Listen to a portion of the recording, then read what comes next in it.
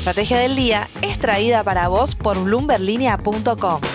Muy buenos días, estrategas. Soy Francisco Aldaya, jefe del Buró de Argentina en bloomberlinia.com, y hoy les voy a contar las 3 noticias más importantes para que arranquen su día. Además, un expreso financiero hoy con Nicolás Capela, que es trader del grupo Invertir en Bolsa. Como siempre, no se olviden de darle clic al botón para seguir a este podcast, de compartir este capítulo, de activar las notificaciones y si les gusta lo que hacemos acá de lunes a viernes, ¿por qué no darnos un 5 estrellas en Spotify o un pulgar arriba en YouTube? 1.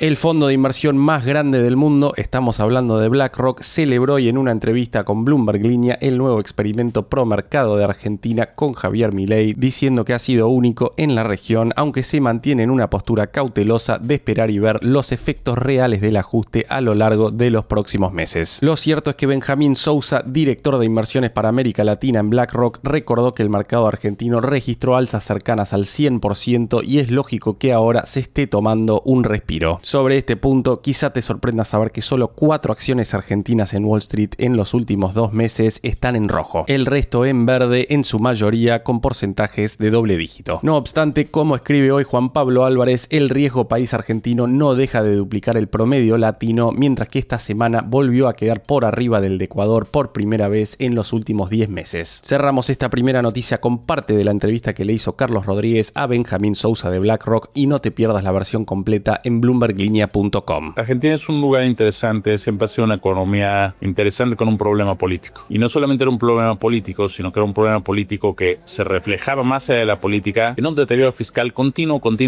¿no? Y por eso tenían hablaron hace rato de que tienen el récord de segundo lugar de más defaults, ¿no? En la historia. Y ese es un problema. Cuando hablábamos de los problemas fiscales de Latinoamérica, Argentina es el único país que dijo: no tengo dinero, no voy a gastar. No voy a prometer que si te pago o no te pago, no voy a gastar. Y eso fue lo que posicionó a la y el mercado subió 90% el año pasado. Después de que sube algo 90%, aunque te encante, absolutamente toma un respiro, ¿no? Deja que ese mercado tome un respiro. Pues las reformas fueron duras y la propia población votó por eso. La propia población pidió: ¿saben qué? Estamos hartos de años y décadas de peronismo que siempre nos lleva al mismo lugar. Y le cambiamos al menonismo y después le cambiamos al kirchnerismo, pero sigue siendo lo mismo y seguimos teniendo el mismo problema, ¿no? Entonces dijeron: ya, estamos hartos, rompamos completamente. Y estamos todavía apenas tratando de entender los resultados de esto. Pero sí, absolutamente, si hay un problema, si hay un país en el mundo que decide tomar por el toro por los cuernos, ¿no? Como decimos en México, es ellos. La población estaba detrás. O sea, no es que llegó un presidente sin mandato y dijo: a ver, vamos a hacer algo diferente, vamos a bajar el costo del gobierno, vamos a despedir trabajadores de Estado, ¿no? Vamos a cambiar completamente la cara de la economía argentina, que dependía del gobierno como empleado. Era un mandato que tenía del pueblo, ¿no? Y el pueblo por eso dijo: bueno, ok, nos va a doler, pero... Entonces, ahorita, lo que ha subido, lo que ha bajado, la inflación estaba en 300%, ¿no? Sigue estando en un número bastante alto, pero con una mejora. Entonces, el mercado va a tener que entender, ok, ¿cuál es el resultado final? La reacción inicial del mercado es obviamente esto exuberante, ¿no? Pues de un rally del 90% del año pasado. Pues está bajo, pero después de un rally del 90%. Porque el mercado está entendiendo, ok, ahora sí vamos a ver cuál es el efecto de, despediste trabajadores del Estado, cortaste todas estas gastos del gobierno, ¿no? Porque dijiste: no hay dinero.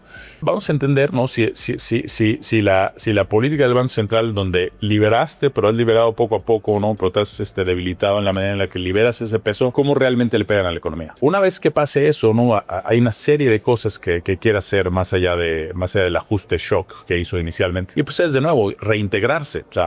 Al tú defaultear continuamente, pues te aislaste del mundo. Tienes que reintegrar al mundo. Aunque tienes que, de nuevo, abrir el mercado, ¿no? Permitir el libre flujo de capital, ¿no? Hay ciertas cosas que van a hacer que, de nuevo, si siguen en este camino, pues la gente va a estar interesada. Nosotros estamos viendo, ¿no? Las oportunidades que hay en Argentina, estamos tratando de entender, ¿no? Si hay inversionistas en Argentina, ¿no? Que necesiten la ayuda, que necesiten productos de inversión, asesoría, portafolios, etcétera. Pero sí, ¿no? Es una cucharada dolorosa de medicina, pero fue, prescrita por el propio pueblo. No llegó alguien y dijo: a ver, se me ocurrió anoche, ¿no? Y lo voy a hacer. El pueblo le dio un mandato y le dijo: ya, necesitamos romper de tajo con el peronismo. Y lo está haciendo.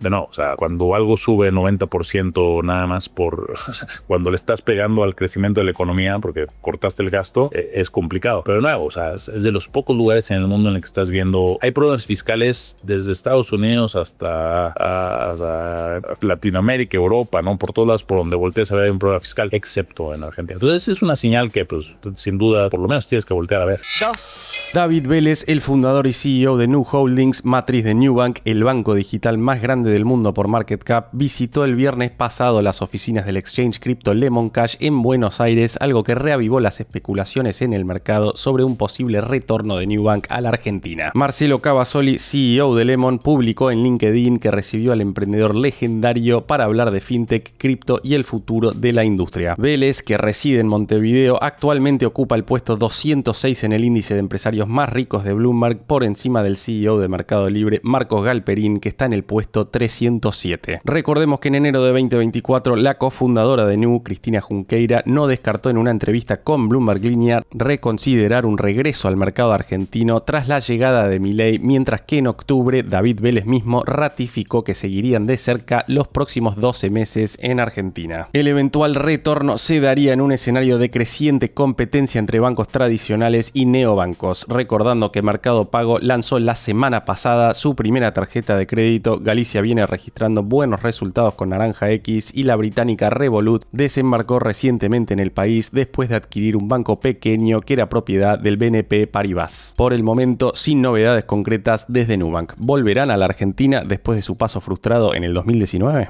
3. La presión de Donald Trump sobre la Reserva Federal frenó en seco el optimismo que habían generado en torno a los activos de mercados emergentes los comentarios de Powell en Jackson Hole. Lo cierto es que la movida del presidente republicano para destituir a la funcionaria de la Fed, Lisa Cook, y nuevas amenazas arancelarias cambiaron completamente el sentimiento de riesgo global. El índice MSCI de mercados emergentes cayó 0,9% ayer, deteniendo un rally que había llevado al índice a su nivel más alto en casi 4 años. En sintonía, los ETF de México y Brasil cedieron por 0,3 y 0,5% respectivamente, y la foto fue idéntica en el mercado de renta fija, con prácticamente toda la curva de bonos globales de México, Brasil y Colombia cerrando en rojo con contadas excepciones. Ayer Donald Trump amenazó con nuevos aranceles para países como Reino Unido y Francia, entre otros europeos, por, en sus palabras, discriminar contra empresas tecnológicas americanas como Google y Meta con impuestos digitales. Pese al viento de frente para el apetito de riesgo en emergentes, el Nasdaq cerró 0,4% arriba, mientras que bancos como UBS y el BofA empezaron a recomendar posiciones en el Russell 2000 de empresas de menor capitalización.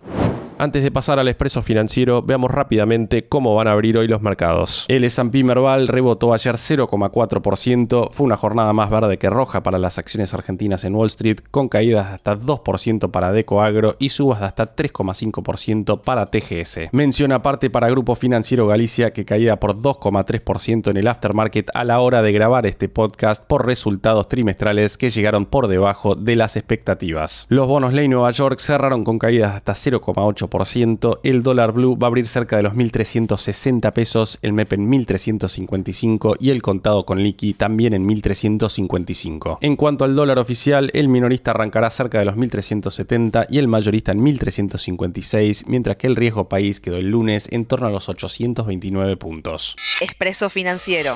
Y ahora una breve entrevista con Nicolás Capela, que es trader de la mesa de Grupo Invertir en Bolsa. Nicolás, muchísimas gracias por tu tiempo. En primer lugar, preguntarte, después del anuncio del aumento de encajes el lunes, ¿qué escenario estás viendo para el resultado de la licitación de hoy miércoles, tanto en términos de tasas que se podrían convalidar y de rollover? Yo estimo que con la medida de ayer de subir los encajes y con esto de que también subirles el porcentaje que pueden integrar con títulos, lo que el gobierno está buscando es asegurarse un mínimo de roleo en esta licitación del Tesoro. O sea, tengamos en cuenta que con la suba de encajes y el porcentaje que les dejan ahora encajar con títulos, hacen un total de 5 billones, ¿no? Entonces, de los casi 8 billones que vencen ahora en esta licitación, ya sabemos que 5 van a ir a esta licitación, porque si no les encaje le pasa a rendirse al banco, así que está un poco forzado a ir a licitar y creemos que van a ir como no tienen que ser títulos mayores de 60 días, los obliga a estirar duration y por el set de títulos que dio va a ir a unos títulos largos y probablemente hagan como la licitación anterior en el que terminaron siendo los títulos Tamar y vayamos a un Tamar +1, Tamar +2. Entonces creo que la medida apunta a que garantizarse un mínimo de roleo y con ese Tamar +1, Tamar +2, que dentro de este escenario de tasas tan altas, el spread tan chico contra la Tamar vendría a ser como lo mejor a lo que podría financiarse el gobierno. Y la segunda, Nicolás, es por el Merval en dólares, que está en su nivel más bajo desde octubre del 2024. ¿Qué te dice ese dato y cuánto ves que tenga que ver con el mercado descontando un resultado electoral ya no tan favorable para el oficialismo? Sí, claramente el Merval en lo que va del año tiene un golpe muy fuerte, ¿no? Vamos a menos 30 en dólares en lo que va del año,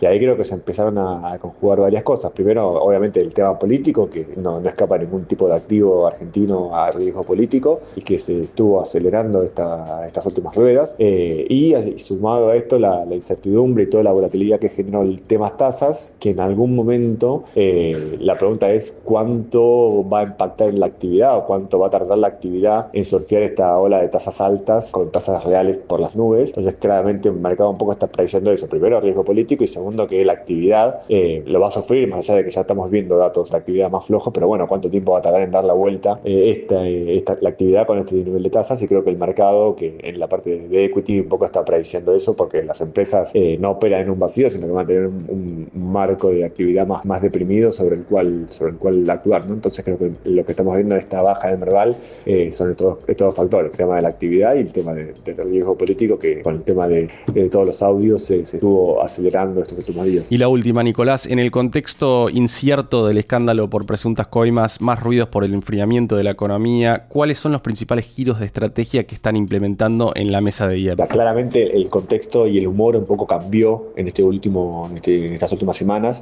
por todo lo que venimos hablando, ¿no? La volatilidad de las tasas reales altas y el ruido político y los datos que estamos teniendo en una economía más fría. Y por ejemplo, esta semana que salió el índice de confianza, que también muestra un poco en números ese menos 6% de la imagen del gobierno, que muestra justamente toda esta combinación de factores que te ponen más ruido en lo político, y todo este cambio de humor hace que cambie la estrategia que venimos teniendo, ¿no? Entonces pasamos de quizás en el que uno estaba más cómodo, bullish, con la tasa en pesos, una inflación a la baja y un dólar estable, a estar ahora más long dólar por las dudas, por no saber cómo van a salir las elecciones. En la parte de curva pesos, a cortar mucho la duration, es decir, estar siempre lo corto posible, quizás a 1 o 2 meses, pero siempre muy corto porque el devengamiento es alto, pero también la tasa de caución está alta, o sea, no está fácil, pero por lo cual estamos en un escenario muy defensivo con esta incertidumbre que antes no parecía tal y que antes parecía que el gobierno ganaba fácil la elección y que en los últimos mes y medio se empezó a empiojar. Entonces nos hizo acortar mucho la duration, estar quizás más long dólar o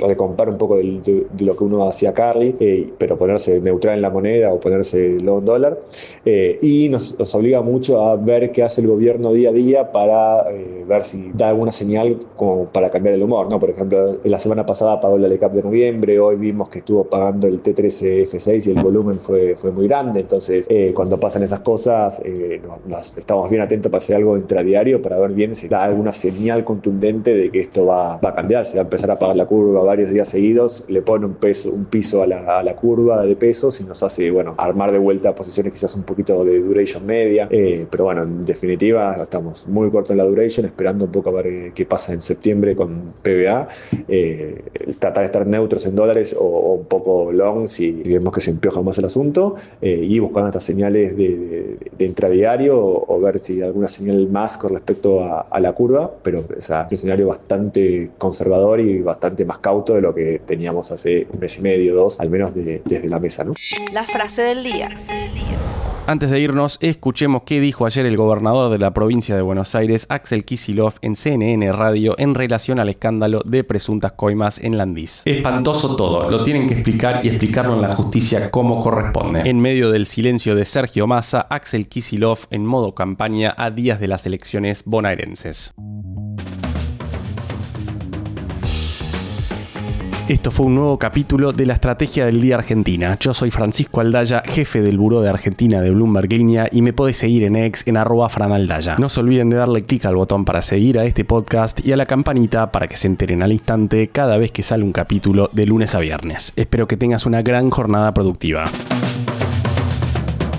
Esto fue La Estrategia del Día Argentina, escrito y narrado por Francisco Aldaya.